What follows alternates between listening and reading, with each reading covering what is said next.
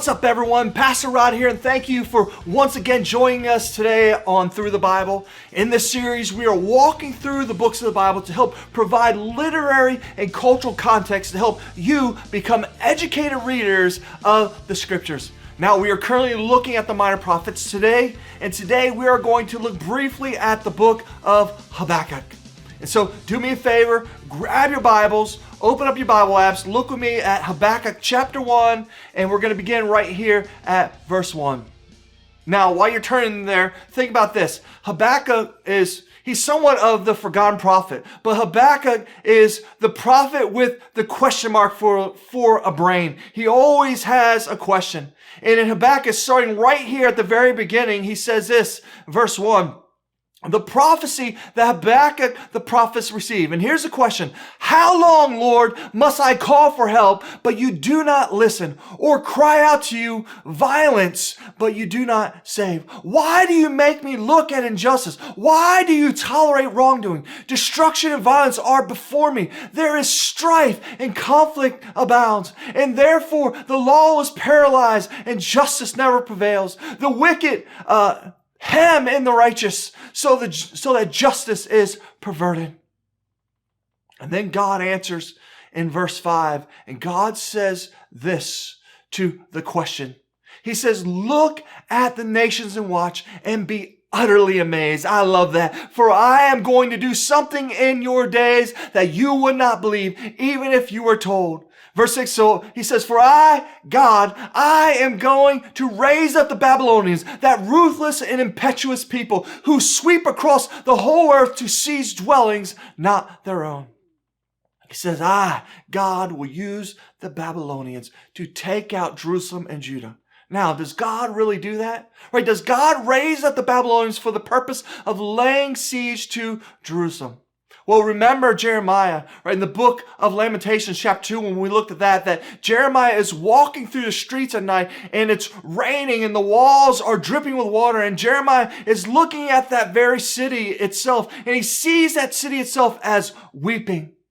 Right, we're at the tail end of this 2-year siege on Jerusalem, and Jeremiah sees all this suffering that is happening in the city. And as he's walking past a little alleyway, he looks down that alleyway and he sees a woman, and she's eating the dead body of her own child. And Jeremiah cries out to God and says, you have done this to my people. You, God, are my enemy, and you have done this. You raised up the Babylonians and have done this to us. Right? Remember, Jeremiah, he is livid with God at this point at the end of Lamentations chapter 2. Indeed, God raises up the Babylonians to do precisely that. Right? Remember, he said he would do it in Deuteronomy 28, and he does do it. And Jeremiah witnesses it and writes his account in Lamentations. And God tells Habakkuk that I am going to do something that you would not even believe, even if you were told.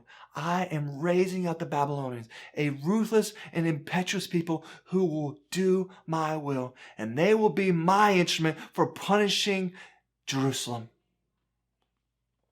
Remember, God did the same thing with the Assyrians also. Remember, he raised up Sennacherib, and remember when Sennacherib sends a delegation to meet Hezekiah's delegation outside the walls of Jerusalem. Right? And the terms of surrender are laid out by the Assyrians. And Hezekiah knows that he cannot defeat the Assyrians. And so he takes that letter that's from Sennacherib and he goes to the temple and he lays it before God. And remember, God answers and he says this. He says, here's what I have to say about Sennacherib.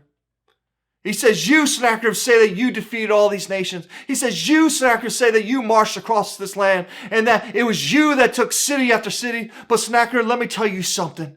He says, I am the one who raised you up to do exactly this. And so God takes credit for Sennacherib and the Assyrian attack, right? That attack that completely obliterates the 10 northern tribes. And God also takes credit for Nebuchadnezzar and the Babylonian attack. And God doesn't. Jeremiah knows it, and he is livid with God because of it. Right? Jeremiah says, how could you do this to your people? And think about this. God makes no apologies for what he is doing. He simply does it. Now, later the people are going to be brought back from Babylon, right? That 70-year exile will be over. But God is a God of holiness and justice. Yes, he's also a God of love and mercy.